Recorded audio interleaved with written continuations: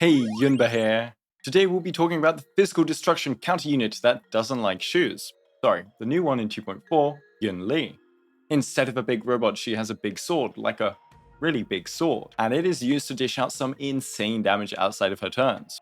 Today we'll look at her kit, how it works and how to use it properly, because she actually requires manual play, as well as her best builds and icons that I've calculated today for you guys. Teams will be at the end. She has some very cool variety in team building. Like and sub and share if this helped, and let's begin. So we know her path and element, and we also know she's a counter-attacking unit. Anyway, among base stats, her notable ones are her very high base attack of 679 as well as that terribly low speed of 94, which checks out with her design. She also has an insanely high energy amount at 240, but her ultimate cost isn't actually 240 as we will see, so this is a-okay. For traces, prioritize her ultimate and talent followed by her skill. Her basic attack is nothing special, single target damage with standard scaling. Though due to the nature of her damage as we'll see later, you can use these if other units need to use their skill instead. That's because her skill is also pretty basic. It's a blast attack, but the scaling isn't that crazy. It also heals her by quite a decent amount. But if you don't need the heals and a more important skill needs to be used by a teammate, you can definitely opt for a basic attack. Her talent hosts her counterattack mechanic with some extra benefits. When she is attacked, not only does she regenerate an extra 15 energy on top, her base counter without any ult shenanigans is a blast counter, hitting one enemy and adjacent targets. This talent has the exact same scaling as her skill, but can naturally be activated way more. And since you get the 15 extra energy, then 10 energy on average from an enemy hitting you, and then 10 energy from launching this counterattack, you can get 35 energy per enemy hitting you, which is one of the reasons why that 240 energy number from earlier isn't that bad. Onto her ultimate, Earthbind Ether Break.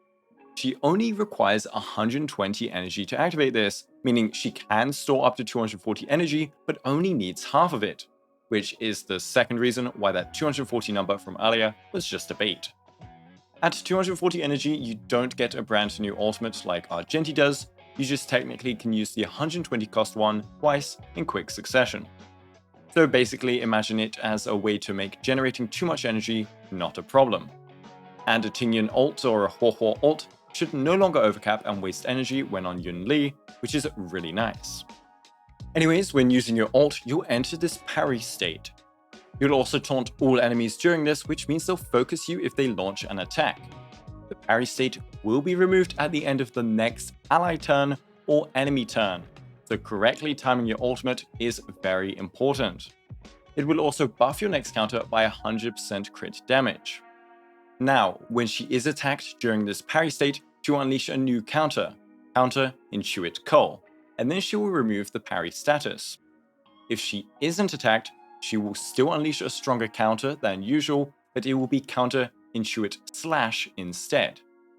Intuit Slash's damage multiplier is about 2 times the normal counter's multipliers, but you do also get that crit damage. Intuit Cull's damage multiplier is the same as Slash on top of an extra 6 bounces of damage for an additional 432% attack worth of damage. It's like a mini Argenti ultimate, but basically, Cull's total multiply value is double Slash's multiplier. So since you taunt all enemies, as long as you activate this just before an enemy with an attack acts, you'll get this Cull counter. If you mistime it and an ally goes, you'll have to live with doing a Slash counter instead and losing a lot of damage. Remember also, enemies won't necessarily always attack on their turn, and some enemies don't count as doing attacks. You can also time this in between enemy actions if they have a 2 attack action. Doing this before and during their 2 attacks with 240 energy means 2 back-to-back Cull counters. A final bonus to said counter is that it is regarded as both ultimate and follow-up damage.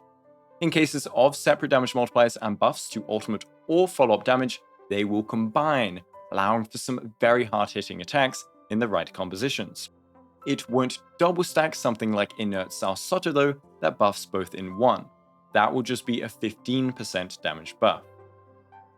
Yun Li's technique will let her immediately unleash a powerful Cull attack at the start of combat. You won't have your buffs up, but it gains an 80% damage buff to compensate. It's good for getting rid of some trash at the start, as well as obtaining a bit of energy. Onto traces, she has some really nice ones. Her A4 resists crowd control effects and gives her damage reduction during parry. So if a boss is about to slam dunk you with a freeze, Yunli won't care. It's only during parry though, so once the state is down, you're still subject to CC. Her A6 gives her a pretty much permanent 30% attack buff, as it will be activated every time she counters, which is very often. And I saved the A2 for last as it adds a really nice saving mechanic to her kit. If you unleash an Intuit /counter, aka the worst one, the next /counter will be replaced by a cull counter, aka the OP one. What this means is if you mess up your timings twice, your second counter will always be the empowered version no matter what. So you ult, don't get attacked, /counter. You ult again, don't get attacked again, but instead of /counter, you get the cull counter. It's pretty cool and saves some mistakes. And to be honest, I could see people abusing this to force a cull counter when they want it, rather than having to be attacked, since this would forcibly use cull even if your ally was next in the turn order. You could use your ultimate badly on purpose, and then be able to double cull counter the main boss. Let's see if any showcase YouTubers do something with this tech. Finally, Yunli will get 28% attack, 18% HP, and 6.7% crit rate from her trace bonuses. Onto Eidolons with a banger start in the E1. E1 will give a nice damage buff to either versions of the ultimate counter, as well as giving Cull, the OP one, even more hits and thus even more damage. It's a nice first Eidolon for raw power.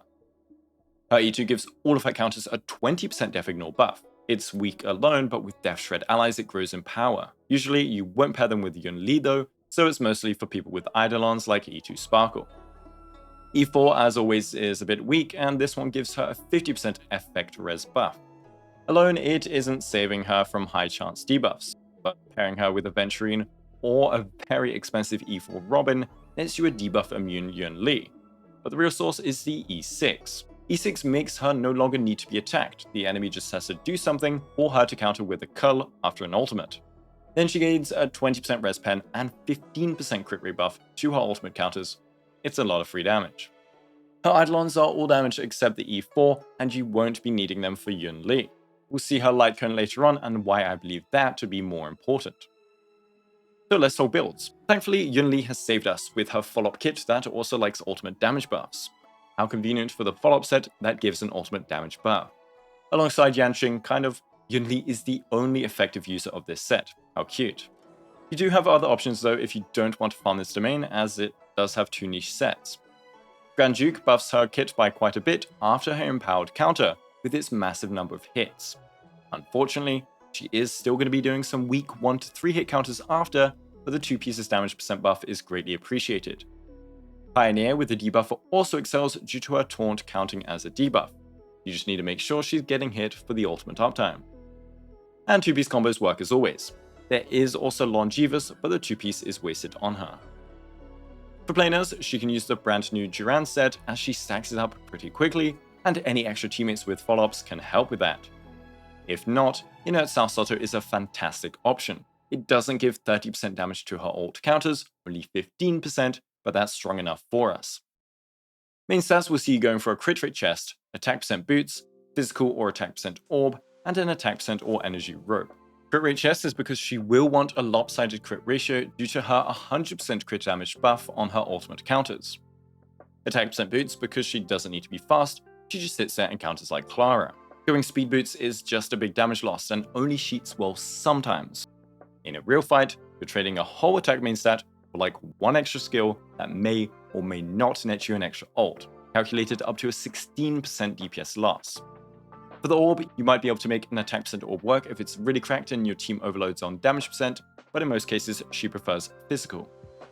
For rope, attack percent rope is preferred on Yunli, but in some cases energy rope can be better for once on a DPS outside of pure fiction. It will be a team by team basis, and in most cases just go attack rope. If you go energy rope, you could then go attack percent orb though. Anyway, Yunli stacks a lot of attack percent already with her boots and maybe orb, and she has an extra 58% in traces. So with a teammate like Robin, who gives another 1000 attack on top, and maybe you're also using Aeon with its 64% attack, this stat starts getting very saturated. Getting more energy would be much more preferable. But then, for example, in a battery composition where you use Tingyun and Huohuo, she wouldn't need the energy rope. For a stat goal, I would aim for 3 to 3.5k attack if you are running an attack rope. Aim for a high crit ratio, something like 90 to 130 works, with a better ratio being possible with a crit light cone. No speed is required on Yunli, so stick to base speed. Onto some light cones, and let's check out that wicked signature of hers.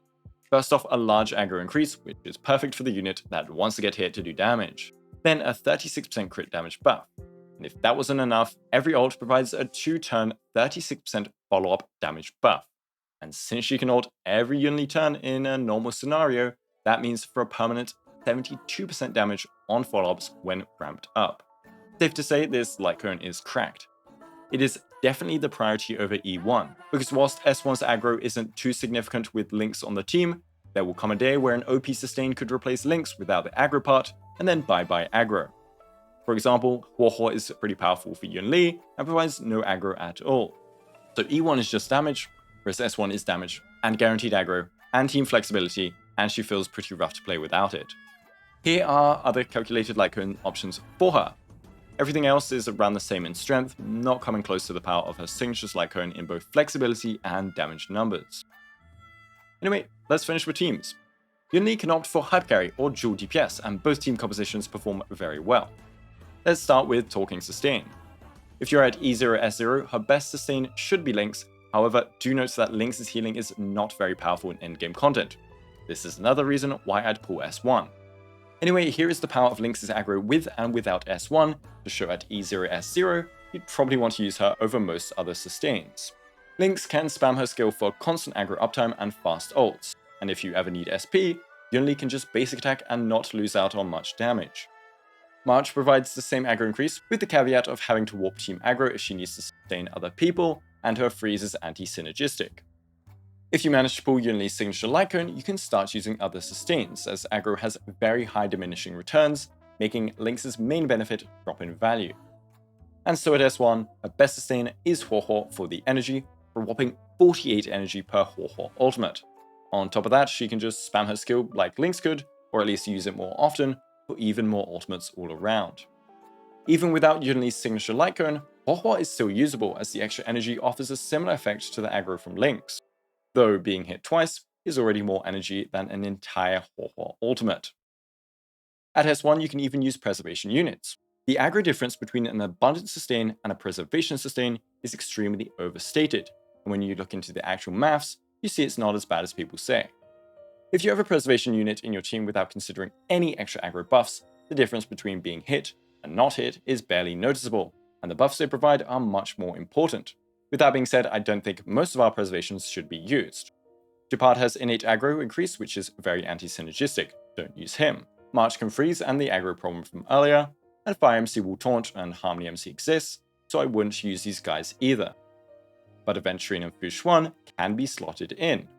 Aventurine wants to be hit directly for more blind bet, but you could possibly use him by putting him in the middle with Yunli, and he is the best sustain for pure fiction Yunli teams. Also, remember bosses often have AoE or blast attacks. As for Fu Xuan, she gives team-wide crit rate, potentially other buffs if you've invested more into her, all for the cost of barely an aggro difference.